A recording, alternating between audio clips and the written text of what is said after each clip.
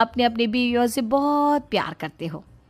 बेटा बात ऐसी है कि हमारे कुल गुरु ने कहा है कि प्रेग्नेंट होने के बाद मेरी तीनों बेटियां शुरू के 4 महीने हमारे गांव में जाकर रहेगी, जहां मेरे चाचा जी रहते हैं। अरे लेकिन क्यों मम्मी, गांव में जाकर रहने की क्या जरूरत है इन तीनों को? वो क्या है ना बेटा, हमारे परिवार को एक श्राप है। अगर मेरी बेटियों ने यहाँ पर बच्चा पैदा करने की कोशिश की तो उनके बच्चों को कुछ भी हो सकता है। इसलिए अब से लेकर 4 महीने पूरे होने तक इन्हें गांव वाले घर में रहना पड़ेगा। हाँ तो इसमें प्रॉब्लम क्या है मम्मी जी, हम भी वहाँ जाकर रहेंगे, पिकनिक मनाएंगे। अरे भाई बीवी जहाँ हम भी वहाँ। हाँ यार, आइडिया तो बहुत अच्छा है। शहर की ज़िंदगी में रह रहकर परेशान हो चुके हैं, अब कुछ दिन गांव में बिताएंगे। तुम लोग समझने की कोशिश क्यों नहीं करते? तुम में से कोई भी वहाँ नहीं जा सकता और मैं यहाँ रहूँगी ना तुम तीनों के साथ। 4 महीने की तो बात है, उसके बाद ये तीनों ही लौट कर आ जाएंगी। ठीक है मम्मी जी, अब हमारे बच्चों का सवाल है तो ये तो करना ही पड़ेगा।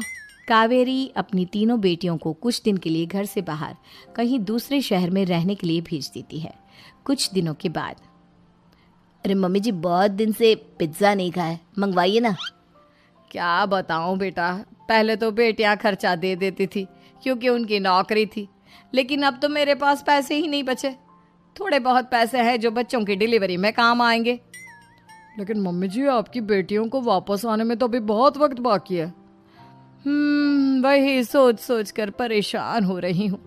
सोच रही हूँ कल से दूध भी बंद करवा देती हूँ। अब दूध वाले को देने के लिए पैसे भी तो नहीं है ना। अरे नहीं नहीं मम्मी जी, अगर दूध भी बंद करवा दोगी तो मुझे चाय कहाँ से मिलेगी, और चाय के बिना मैं तो मर ही जाऊंगा। क्या करूं बेटा, इसके अलावा हमारे पास कोई ऑप्शन नहीं है। मेरे पास पैसे ही नहीं बचे। इस तरह कावेरी जी धीरे धीरे अपने तीनों दामादों को पैसे देना बंद कर देती हैं और घर में खाने पीने की चीजें लाना भी बंद कर देती है। अब वो तीनों बुरी तरह से परेशान होने लगे थे और इसलिए एक दिन तीनों प्लान करके घर से बाहर निकलते हैं और बाजार में जाने के बाद, यार अच्छा खाना खाए हुए कितने दिन हो गए, पता नहीं कब अच्छा खाना मिलेगा।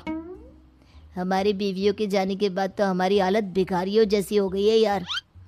कुछ भी हो, मुझे तो आज पिज्जा खाना ही खाना है। जेब में 1 रुपया नहीं और पिज्जा खाएगा, कहाँ से आएंगे पैसे? अरे देख वहाँ सामने बोर्ड पर क्या लिखा हुआ है, कंप्यूटर पर काम करने के लिए एक आदमी की आवश्यकता है। भाई मैं तो जा रहा हूँ, काम करूँगा और शाम तक पैसे लाकर आराम से पिज्ज़ा खाऊंगा।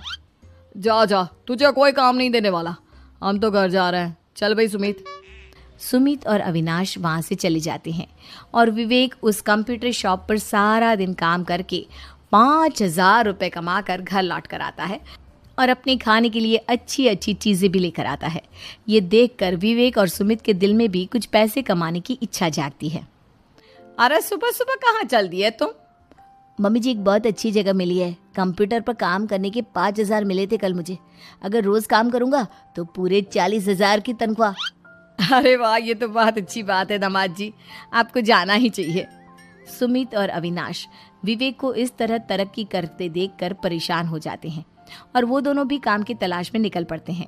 धीरे धीरे उन दोनों को भी काम मिल जाता है। अब कावेरी के तीनों दामाद छोटी मोटी नौकरी करके अच्छा पैसा कमाने लगे थे। एक दिन कावेरी उन्हें अपने पास बुलाती हैं।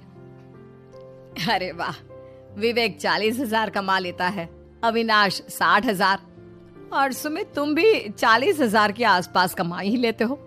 कुल मिलाकर तुम अच्छे खासे पैसे कमा रहे हो बेटा। हाँ मम्मी जी, बहुत मजा आता है जब महीने के एंड में मोटी रकम हाथ में आती है।